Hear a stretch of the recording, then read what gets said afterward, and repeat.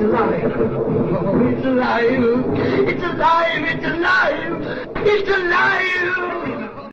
Hey everybody, this is the Gorehound, and today I will be reviewing Frankenstein versus the Mummy. Produced by Ruthless Pictures, this straight-to-DVD film pits two of the most classic, the most iconic horror movie monsters against one another in a battle to the death. Now, is this movie going to be an instant classic, or will it just fail miserably? Let's find out. My name is Victor Frankenstein. I will change the world forever. What does it mean to exist? Why must we die? To give a life or to take a life, that is to wield the hand of God. Sir. Now everyone knows that pyramids were tombs for ancient Egyptian kings. Uzurkara's soul is still trapped inside his body. So how do you release a soul? Hello?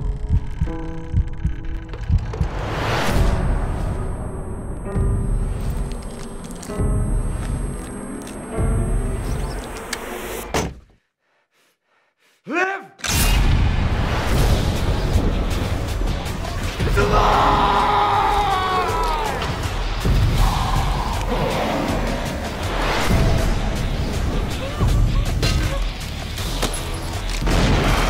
What the fuck?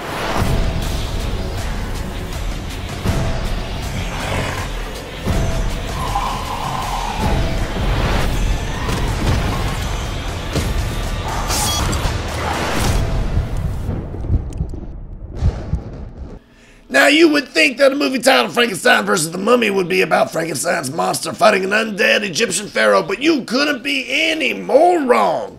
This movie is more of a love story between college professors Dr. Victor Frankenstein and Nala Khalil. In fact, a majority of this movie is spent following these two around as they teach class, go on dates, and work on their respective projects. In fact, we don't properly see the monsters until 50 minutes into the movie. That's right, I even timed it for the sake of this review. You do not see the monsters interacting with anybody until 50 minutes into the movie. Luckily for us, there is plenty of gore and bloodshed to spare after the monsters come to life. The practical effects and level of gore is quite satisfying, even if it took us an hour to get there. Unfortunately, the body count as a whole is rather low considering the damage these two monsters could create. The acting is also surprisingly well done for a movie of this caliber. There's only one character who comes across as wooden, but luckily she is only on screen for 5 minutes before meeting a grisly demise. Other than that though, everyone's performance is spot on and actually quite enjoyable to watch.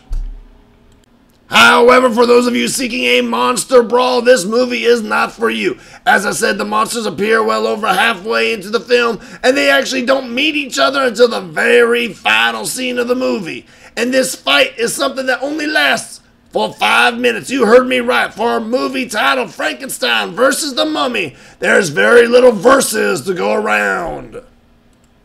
To put things in retrospective, let's take a look at a very good versus film, Freddy vs. Jason. The two title characters fought several times throughout the entirety of the film, with their final brawl taking up the majority of the final act.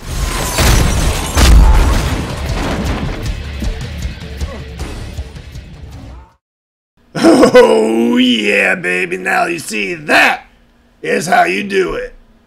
Objectively, I find the movie quite entertaining. The cast is likable, the acting is solid, and the writing is decent. However, for a movie titled Frankenstein vs. the Mummy, it is lacking. If you are here for obscene amounts of gore and action, this movie is not for you. But if you don't mind a movie that's more about the humans than the monsters, then pick this one up. You may be well surprised. So there you go, ladies and gentlemen, our very first movie review. Please let me know what you thought in the comments below, and remember to like and subscribe. This is the Gorehound, and I'm wishing you all a howling good time.